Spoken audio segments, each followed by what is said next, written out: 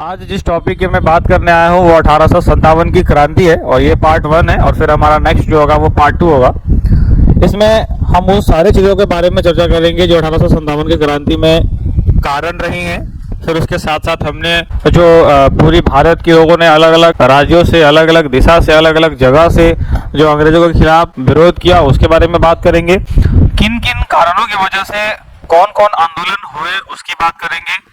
लोगों में नफरत कैसे बढ़ी अंग्रेजों के खिलाफ उसकी बात करेंगे। तो पूरी डिटेल जो है आपको 1 बाय 1 करके इसमें देखने वाले हैं। ये चैप्टर हमारे लिए बहुत इंपॉर्टेंट है और एग्जाम के पॉइंट ऑफ व्यू से भी बहुत इंपॉर्टेंट है। तो इसको जो है हम लोग पूरी 1857 की क्रांति 2 पार्ट में कवर करने वाले हैं और ये हमारा पहला पार्ट है जिसमें हम बात करेंगे कारण क्या क्या रहे हैं, क्यों ये आंदोलन इतना बड़ा रूप ले गया। पहली बार आपने देखा जैसे कि आज से पहले भी हम लोग सारा कुछ पढ़ चुके हैं और वो उसके पढ़ने के बाद हम लोग आगे की जो है वो प्रक्रिया शुरू कर रहे हैं। हमारा अभी तक जो पोजीशन है वो ये है कि हम लोग पिछली कक्षाओं में ये पढ़ लिए हैं, अध्ययन कर चुके हैं कि यूरोपीय कंपनियों का आगमन हो गया, व्यापार के उद्देश्य से भारत में विभिन्न यूरोपीय शक्तियों का प्रवेश हो गया और यही संघर्ष का एक कारण बन गया क्योंकि भारत में जो है वो अब नए नए लोगों का प्रवेश हो रहा है और वो जब दो कंपनियां अपने स्तर पर संघर्ष करेंगी वो एक संघर्ष बहुत बड़ा कारण रहा। कंपनियों से संघर्ष जो रहा वो यूरोपीय शक्तियां जैसे पुर्तगाली हो गए, डच हो गए, फ्रेंच हो गए, ये आपस में जो है इनकी लड़ाई हो गई और काफी संघर्षशील रहा। ये भारतीय राज्यों से संघर्ष जैसे क्षेत्रीय शक्ति जैसे मशहूर हो गया, मराठा हो गया, बंगाल हो गया, इनके साथ युद्ध करना ये संघर्ष का कारण रहा। अभी तक मैंने आपको इसके पहले वाले वीडियोज में पढ़ाया था कि किस तरह से जो है वो अलग अलग राज्यों का उदय हुआ और कौन कौन राज्य कब बना, किसने बनाया, मुगल काल से कैसे अलग हुआ। ये सारा बताने के बाद फिर हमने ये भी उसमें पूरा ओरिएंट होकर बताया था कि किस तरह से मुगल शासक जो है वो कमजोर हो गए क्योंकि यहाँ तक आने के बाद मुगल बहुत ज्यादा कमजोर हैं और ब्रिटिश कंपनी का उदय जो है वो हन संघर्षी के बाद ब्रिटिश ईस्ट इंडिया कंपनी की मुख्य शक्ति बनकर जो है वो उभरी है। ब्रिटिश नीतियां यहाँ पर क्या कर रही हैं तो राज्यों को हड़पना रहा है जैसे विलय नीति। प्रशासनिक नीति क्या रहा है तो नई शासन और न्याय व्यवस्था बना करके अपने फायदे को ही ज्यादा से ज्यादा ध्यान देना और भारतीयों का नुकसान हो रहा है उस पर ध्यान न देना। प्रशासनिक कारण। आर्थिक कारण क्या रहा तो भारी और संसाधनों का दहन करना, कृषि पर ज्यादा कर लगाना, कृषि पर अस्थायी बंदोबस्त, रैयत बंदोबस्त लगा करके उससे ज्यादा से ज्यादा कर लेने की प्रयास करना, यानी शोषण कराने का कारण जो है ये सब यहाँ पर शोषणकर्ताओं ने इसका विरोध किया था। शोषण जो है इन नीतियों के परिणाम में भारतीयों का व्यापारिक, आर्थिक एवं सामाजिक शोषण रहा है और इसी का जो है इन्होंने विरोध करा। विरोध इस शासन में जनता में असंतोष पैदा हुआ और वहां पर विभिन्न विद्रोह के रूप में ये सामने आया और ये पहला जो विद्रोह हुआ 1857 की क्रांति ये पहला स्वतंत्रता संग्राम माना जाता है। यहीं से अंग्रेजों के खिलाफ लोगों के अंदर इतनी हिम्मत जुटी कि पूर्ण सामूहिक रूप से होकर के अंग्रेजों के खिलाफ लड़ना शुरू किए, इसलिए इसको पहला माना जाता है। किसान विद्रोह, इसमें नील विद्रोह आता है, पावना विद्रोह आता है और इत्यादि आते हैं। जनजातीय विद्रोह, संथाल विद्रोह, मुंडा विद्रोह, अन्य विद्रोह कुछ है, नागरिक और धार्मिक विद्रोह, ये सारा जो है हम लोग ने बहुत कुछ इसमें पढ़ लिया है जैसे संथाल पढ़ लिया, मुंडा पढ़ लिया, नागरिक पढ़ लिया, धार्मिक पढ़ लिया और इसके बाद जो कुछ चीजें हमें और पढ़ना इसमें बाकी है तो हम लोग 1 बाय 1 करके इसको जो पढ़ना बाकी है वो पढ़ेंगे और कुछ कुछ इसमें हमने आपको पढ़ा दिया है। एक बिहार स्पेशल की क्लास में भी हमने ये सब आपको बताया था तो उन सबको ध्यान रखना है। अब आइए हम थोड़ा सा डिस्कस करते हैं आपके सामने कि यहाँ पर क्या क्या कारण रहे हैं। पहला बार 1857 की क्रांति का क्या कारण रहा, राजनीतिक कारण क्या रहा, गौर करिएगा। ब्रिटिश शासन द्वारा जो है वो भारतीय राज्यों पर प्रत्यक्ष और अप्रत्यक्ष जो है रूप से अधिकार जमाना। ब्रिटिश शासन ने जो है वो भारत पर कभी प्रत्यक्ष कभी अप्रत्यक्ष शासन जमाने का प्रयास किया। सहायक संधि लगा दिया और सहायक संधि में ये कह दिया कि हमारा सैनिक जो है जो सहायक संधि कर रहा है वो राज्य रखेगा और उसका सारा खर्चा भी वही राज्य देगा जो सहायक संधि कर रहा है। बाकी अगर उसको कभी लड़ना होगा तो इस सैनिक का उपयोग कर सकता है लेकिन ब्रिटिश से पूछ करके कर सकता है। और ये भारत के लोगों को जो है वो एक विरोध करने का सबसे बड़ा सोर्स रहा है क्योंकि भाई उनके सैनिकों को रखना और फिर अपने पॉकेट से रखना, फिर उनका सहायता करना, ये हमारे लिए जो है वो बहुत मतलब गंभीर बात थी और इसका विरोध जो लोगों ने किया सहायक संधि के विरोध में हुआ था जिसमें हड़प नीति आई, डॉक्ट्रिन ऑफ लैप्स, विलय नीति के माध्यम से जो है वो रियासतों को हड़पना और उल्लेखीय करना जो है ब्रिटिश की राजनीतिक ने भारतीय रजवाड़ों को डाल दिया कि कभी भी भारत के राज्य को हड़पा जा सकता है। और जैसे भारतीय लोगों को लगा कि अब तो ये कभी भी हड़पा जा सकता है, लोगों ने विरोध करने का पूरा प्लान बना लिया और यहाँ से एक जबरदस्त जो है वो विरोध हुआ।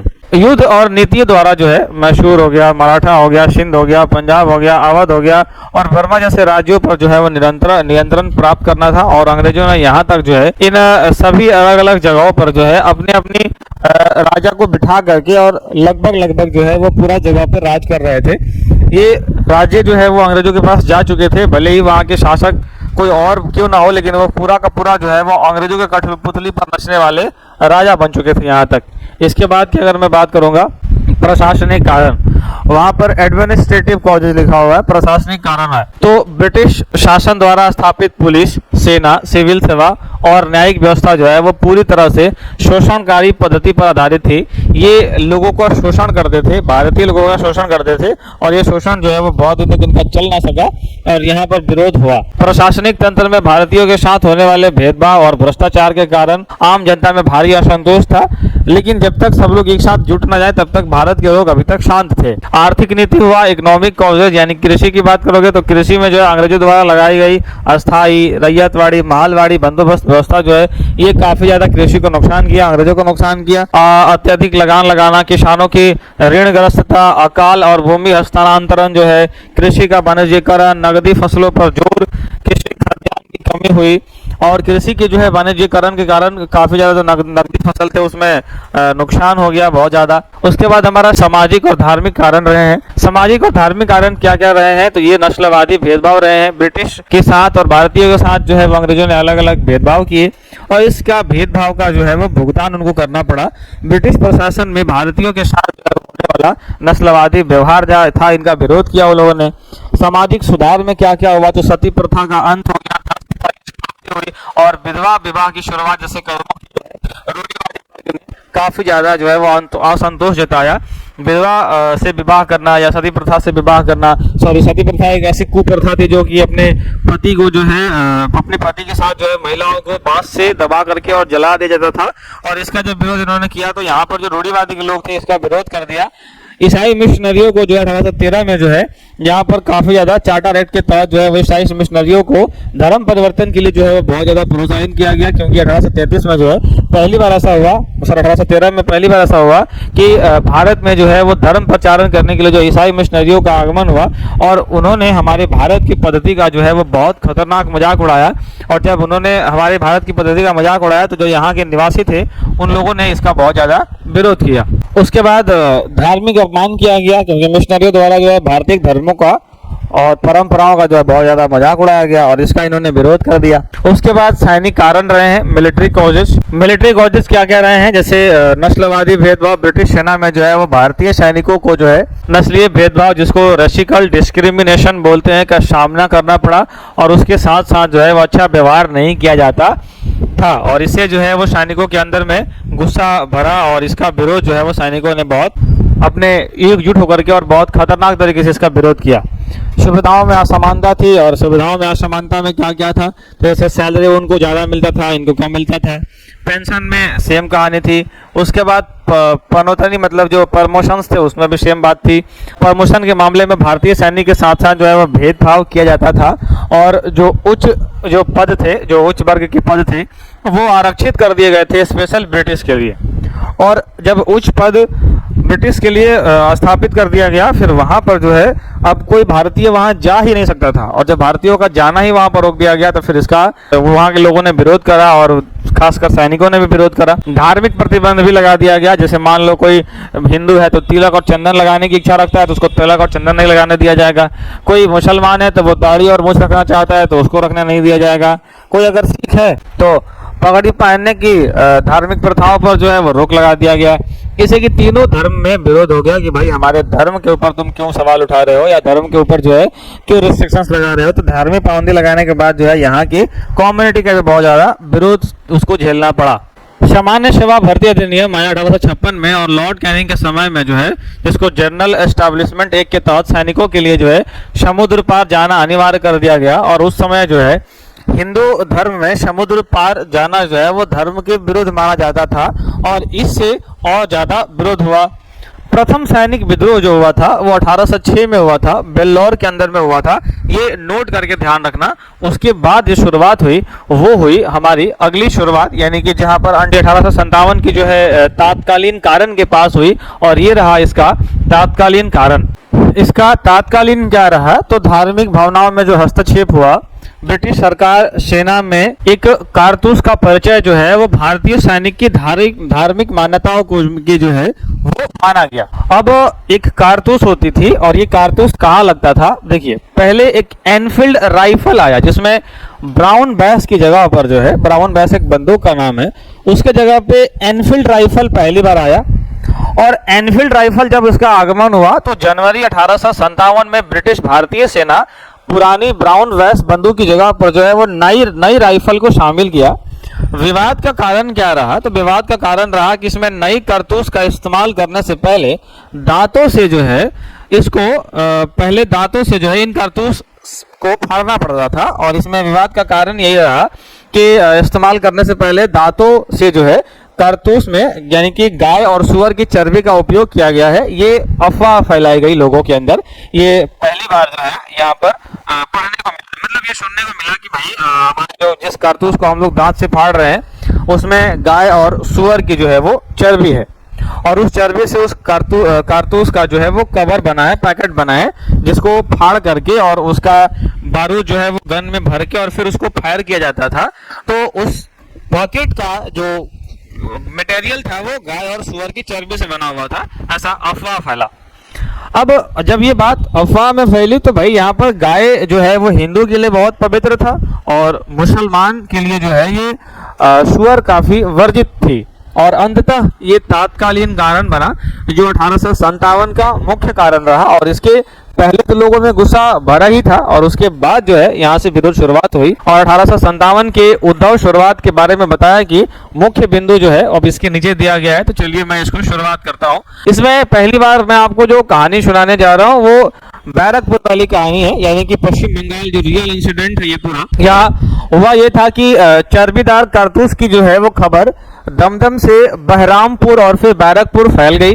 ठीक है, ये कारण जो है ये खबर चर्बी वाली खबर जो है वो पूरा फैली। मुख्य घटना क्या रहा, तो 34 इन्फेंट्री के जो है सिपाही मंगल पांडे ने बगावत की योजना बना ली। जब ये खबर सुने तो मंगल पांडे ने कहा कि अब मैं इसका बगावत करूंगा, और 29 मार्च 1857 मंगल पांडे ने सर्जेंट हुसैन और लेफ्टिनेंट बाग पर जो है वो हमला कर उन्हें घायल कर दिया। और जब उनको घायल कर दिया तो यहाँ पर दरअसल जो है घायल किसी और को करना चाहते थे, घायल हो कोई और गया। देखिए हुआ क्या था, दरअसल चर्बी वाले कारतूस की खबर से जो है मंगल पांडे काफी ज्यादा विचलित थे और गुस्से में भी थे। इस दौरान उन्होंने सर्जेंट हुसैन और लेफ्टिनेंट बाग पर गोली चलाने का प्रयास किया, लेकिन गोली चलाने का जो उन्हें प्रयास किया, लेकिन गलती से गोली घोड़े को लग गई।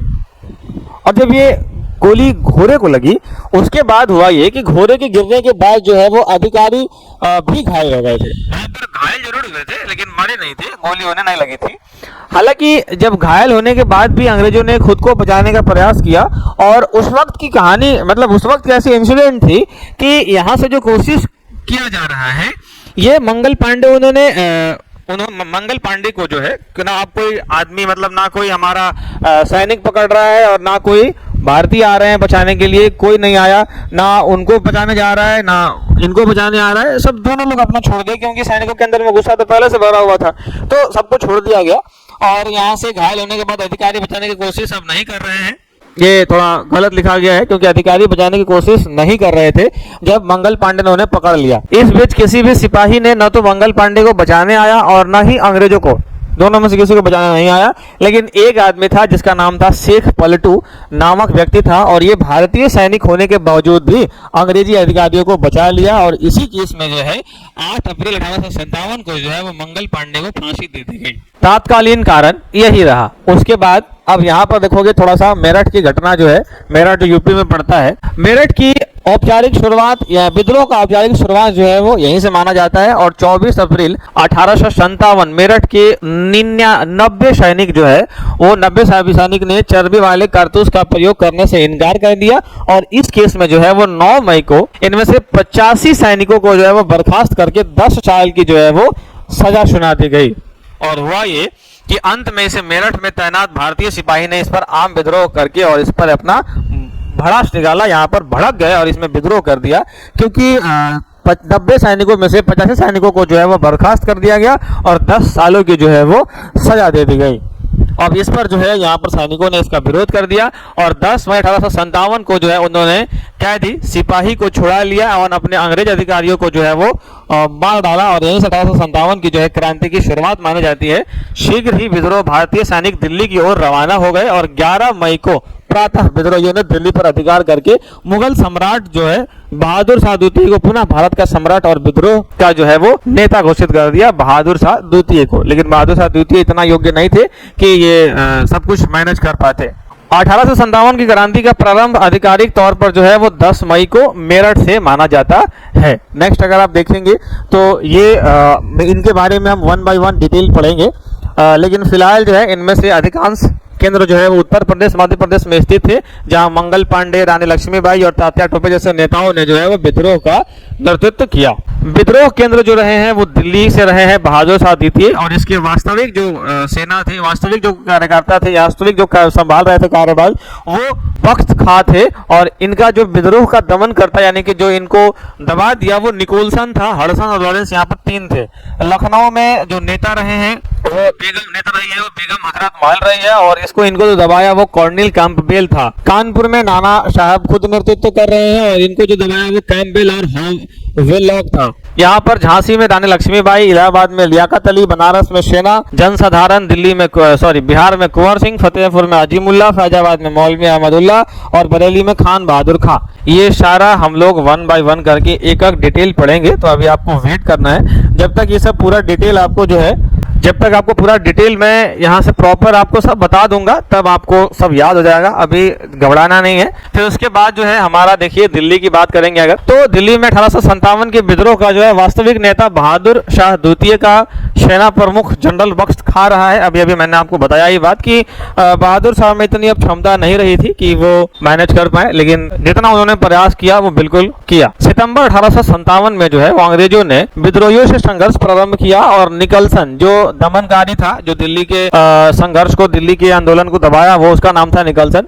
निकलसन ने 6 दिन के संघर्ष के बाद 20 सितंबर 1857 को दिल्ली पुनः अंग्रेजों के अधिकार में ले आया और जॉन निकलसन की जो है इस संघर्ष में जॉन निकलसन की यहीं पर क्या हो गई, मृत्यु हो गई। और अब जो है हडसन ने क्या किया, जब निकलसन की मृत्यु हो गई तो फिर हडसन आया और हडसन ने क्या किया कि बहादुर शाह के रिश्तेदार मिर्जा इलाही बख्श, यही इन्हीं की मदद से जो है सम्राट को बंदी बना लिया।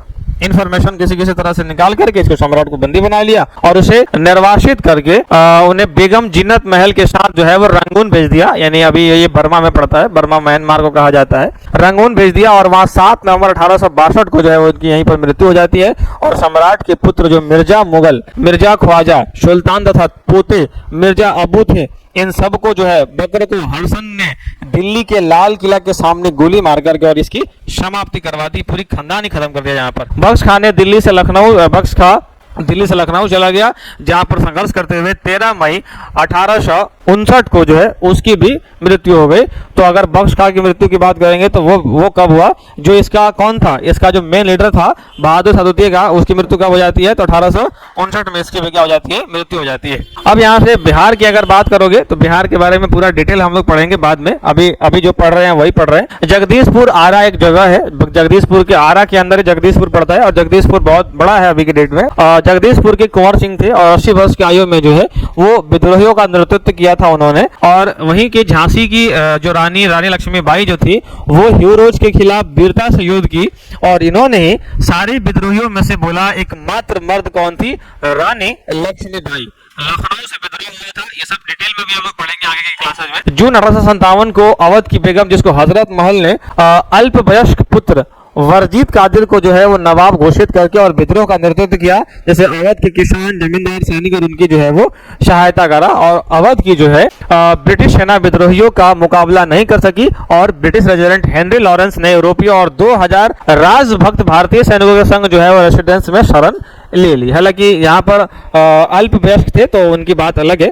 विद्रोहियों ने रेजिडेंट को घेर कर आग लगा दी, जिससे हेनरी लॉरेंस की जो है वहीं पर मृत्यु हो जाती है। इसके बाद आया कौन, तो जनरल वेलॉक आउटरम जिसका नाम था। इन्होंने लखनऊ से पुनः जीतने का प्रयास किया, परंतु उन्हें भी असफलता हाथ लगी। बाद में नवंबर 1857 ईस्वी में जो है नए मुख्य सेनापति सर कॉलिन कैंपबेल भेजे गए और जैसे गोरखा रेजिमेंट की सहायता से जो है वो मार्च 1858 में लखनऊ पर अधिकार कर लिया और बेगम हजरत महल ने आत्मसमर्पण नहीं किया, नेपाल चले गए। इसके आगे की क्लासेस कानपुर हो गया और कानपुर के बारे में पूरा डिटेल हम लोग नेक्स्ट क्लास में पढ़ने वाले हैं, इस पूरा डिटेल को। तो फिलहाल मैं आपसे पूछना चाहता हूँ कि ये आपने इतना देर वीडियो देखा, इसमें और क्या कमियां रह गई मुझे जरूर बताइएगा। इस वीडियो को मैंने 3 बार रिकॉर्ड किया है, तब जाके आपके सामने ये आया है। मैं 2 बार मेरा रिकॉर्डिंग जो है वो किसी ना किसी कारण से कभी वॉइस क्लियर नहीं रहा, तो कभी कुछ नहीं रहा, कभी कुछ नहीं रहा। ये तीसरी बार में मैं आपके सामने इस वीडियो को रख पा रहा हूँ और आप सुन पा रहे हैं मुझे। तो एक वीडियो को शूट करने में जो है वो इतना सारा मेहनत भी लग सकता है कई बार। इसमें क्या कमियां रही अगर आप मुझे बताएंगे तो मैं आपका आभार रहूंगा इस चीज़ के लिए कि भाई आपने मुझे और सुधारने का मौका दिया।